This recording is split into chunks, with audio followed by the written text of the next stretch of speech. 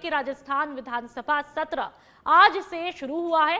विपक्ष के विधायक एकजुट होकर के सदन के बाहर पहुंचे, वोट चोर लिखी तख्तियां लेकर के नारेबाजी करते हैं। विधानसभा पहुंचने पर मंत्री और विधायकों ने मुख्यमंत्री भजनलाल शर्मा का स्वागत किया। स्पीकर वासुदेव देवनानी से सीएम भजनलाल शर्मा ने मुलाकात की, तो वहीं शोक सभा के बाद में 3 सितंबर तक सदन को स्थगित किया गया। सत्र में राजस्थान स्वास्थ्य विश्वविद्यालय अध्यादेश 2025 सदन के पटल पर रखा गया, तो वहीं चिकित्सा मंत्री गजेंद्र सिंह खीवसर ने अध्यादेश प्रस्तुत किया। कारखाना संशोधन विधेयक सदन में रखा गया, तो वहीं खाद्य और नागरिक आपूर्ति मंत्री सुमित गुदारा ने विधेयक रखा। माल और सेवा कर द्वितीय संशोधन विधेयक भी सदन में रखा गया, तो वहीं वित्त मंत्री और डेप्यूटी सीएम दिया कुमारी ने संशोधन विधेयक रखा। स्पीकर वासुदेव देवनानी ने अंता सीट खाली होने की सूचना विधानसभा को दी। तो आज 1 सितंबर है और आज विधानसभा का मॉनसून सत्र का आगाज हुआ, लेकिन अफसोस की बात है कि पहले ही दिन सत्र की शुरुआत काफी हंगामेदार रही। बलपूर्वक धर्मांतरण कराना ये निषेध है, मौलिक अधिकार है। सोच समझ करके पूरा ज्ञान प्राप्त करने के बाद अपने मंतव्य कोई भी व्यक्ति रख सकता है और अंगीकार भी कर सकता है, लेकिन जबरन करना, प्रलोभन देना, किसी प्रकार का सेवा के बदले में करवाना, मैं सोचता हूँ कि ये बहुत अपराध की श्रेणी में है। और इसीलिए ये जो किसी भी प्रकार का लव जिहाद या और किसी भी दबाव परिजन को फंसा करके और उसके बदले में किसी भी प्रकार का करवाना, मैं सोचता हूँ कि ये इसको रोका जाना चाहिए। और इसी निमित्त ये धर्मांतरण, जबरन धर्मांतरण, ये विधेयक लाने का जो निर्णय राजस्थान सरकार ने किया है, कैबिनेट ने किया है, बहुत अच्छा है।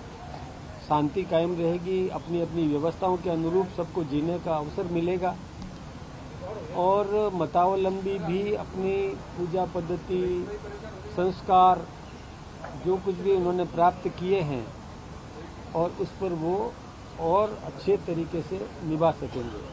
इसलिए इसमें मैं सोचता हूँ कि ये जो कोई कहता है कि लव जिहाद नहीं है, लव जिहाद की घटनाएं बहुत हैं और ये सब जिससे अव्यवस्थाएं उत्पन्न होती है, उन्माद पैदा होता है, कोई व्यक्ति आक्रोशित होता है, किसी की भावनाओं को ठेस पहुंचती है, किसी की आस्था को ठेस पहुंचती है, तो ये ठीक। आज कांग्रेस ने बिहार का मुद्दा राजस्थान में उठाने का प्रयास किया। बिहार में भी ये मुद्दा है ही नहीं। जो लोग मर गए उनके नाम कट रहे हैं, जो माइग्रेट हो गए बाहर चले गए उनके नाम कट रहे हैं, जिनके दो के नाम है उनके नाम कट रहे हैं, और जो देश के नागरिक नहीं है उनके नाम कट रहे हैं। तो सारा काम विधान के अंतर्गत, संविधान के व्यवस्था के तहत चुनाव आयोग द्वारा किया जा रहा है, कोई राजनीतिक दल द्वारा नहीं किया जा रहा है। और इस बारे में चुनाव आयोग कई बार स्पष्टीकरण दे चुका, उसके बाद भी मंद बुद्धि लोगों को समझ में नहीं आता है, उसका किसी के पास कोई इलाज नहीं है। कांग्रेस राहुल गांधी के नेतृत्व में कोई काम की बात, कोई विशेष गंभीर मुद्दा उठा ही नहीं पाते, क्योंकि बड़ा मुद्दा, गंभीर मुद्दा उठाने के लिए अध्ययन करना पड़ता है, होमवर्क करना पड़ता है, मेहनत करनी पड़ती है। वो उनके बस का रोग नहीं है, न उन्हें करना आता है न वो कर सकते हैं। और इसलिए ऐसे छोटे मोटे मुद्दे उठा के जैसे तैसे करके लोकप्रियता। आज विधानसभा के अंदर दो बड़ी अजीब बातें देखने को मिली। सबसे पहली, जब हम अपने ही साथियों को जो हमारे बीच नहीं रहे उनको श्रद्धांजलि दे रहे। देश के अंदर जो बड़ी घटनाएं घटी, ट्रेजेडी हुई या देश के ऊपर हमले हुए, उनके ऊपर जब संवेदना व्यक्त करी जा रही थी तो विपक्ष इतनी मर्यादा भी नहीं रख रहा था कि वो हमारे बीच जो नहीं रहे उन्हें श्रद्धांजलि दे सके।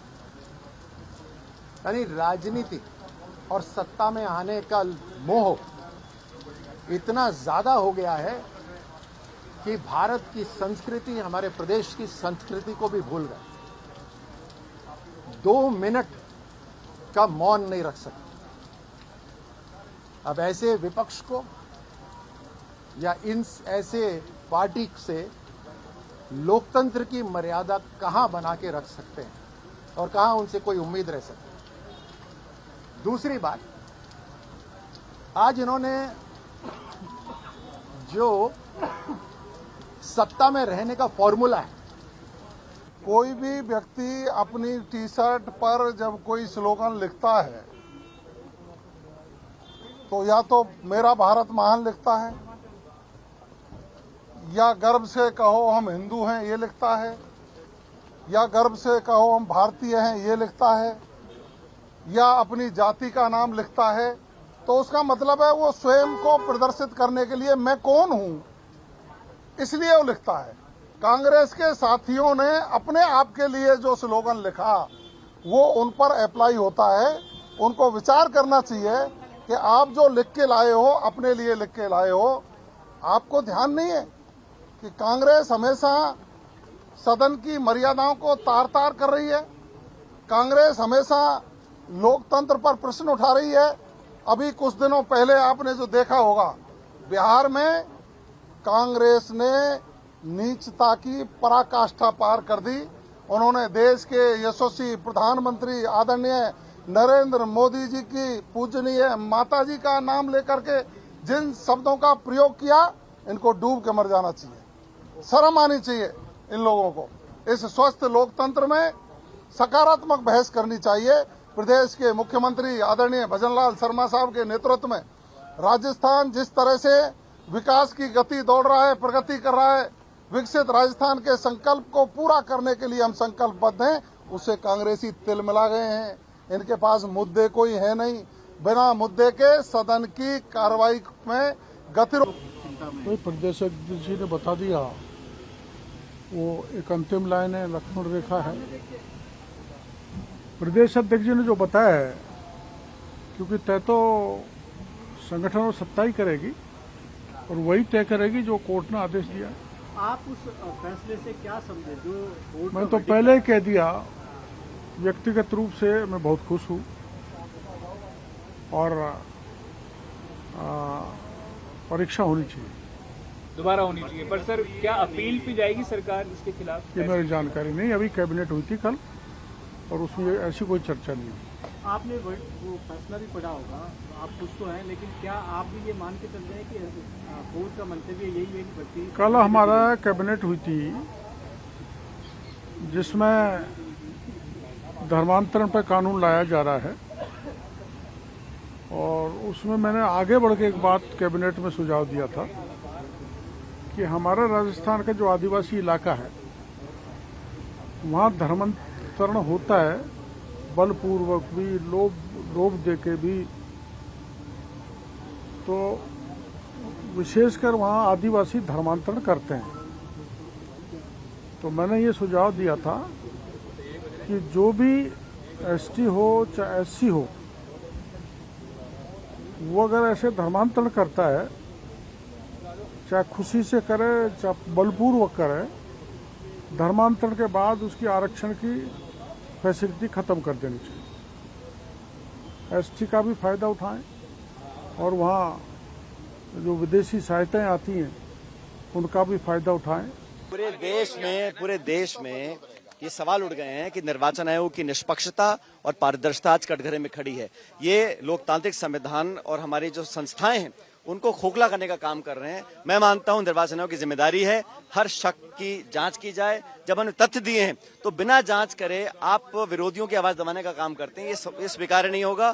पूरा देश राहुल जी के साथ है, इंडिया अलायंस के तमाम नेता साथ खड़े हैं। आज बिहार पटना में राहुल गांधी यात्रा निकाल रहे हैं। पूरा देश आज जागरूक हो चुका है और मतदाताओं के अधिकार ना छीनने के लिए पूरा कांग्रेस पार्टी का कार्यकर्ता सड़कों पर आएगा। यहाँ भी चोरी हुई, राजस्थान में चोरी हुई है क्या? हर जगह जांच होनी चाहिए, जहां शक है वहां जांच होनी चाहिए। धर्मांतरण कानून आ रहा है सर, सरकार को ध्यान देना चाहिए शासन के ऊपर। देखिए, जिस प्रकार से सत्ता तानाशाही कर रही है, यह आप सब लोगों के सामने आ गया होगा कि आज विधानसभा का सत्र शुरू हुआ है, पहला दिन है। आज कोई बहुत ज्यादा कार्य नहीं था। जो विधानसभा जब नहीं थी उस दौरान जिन बड़े राजनीतिकों की या कोई बड़े हादसे हुए हैं, उनकी जिनकी डेथ हुई है, उनको सबको शोका व्यक्ति दी गई है। उनके लिए 2 मिनट का मौन रखा गया है। लेकिन बड़े दुख की बात है कि सरकार की आंखों का पानी जो है वो मर गया है, सूख गया है, खत्म हो गया है। आप कश्मीर में लोग मरे हैं, हिमाचल में लोग मरे हैं, उत्तराखंड में लोग मरे हैं, उनको हम श्रद्धांजलि दे रहे हैं। गुजरात में मरे हैं, उनको श्रद्धांजलि दे रहे हैं। लेकिन जो हमारे राजस्थान में मरे हैं, जो छोटे छोटे मासूम बच्चे जो घर से पढ़ने की कह के गए थे, वो मरे नहीं, आपके सिस्टम ने उनको मारा है। उन बच्चों के लिए आपके पास 2 मिनट का मौन करने का समय नहीं है, उनको श्रद्धांजलि देने का आपके पास समय नहीं है। पूरे राजस्थान के अंदर सैकड़ों लोग, खुद आपके मंत्री कह चुके हैं, बाढ़ के अंदर, नदी के अंदर, जोहड़ के अंदर, झरने के अंदर जिनकी डूबने से मौत हुई है, उनके लिए आप लोगों के पास समय नहीं है।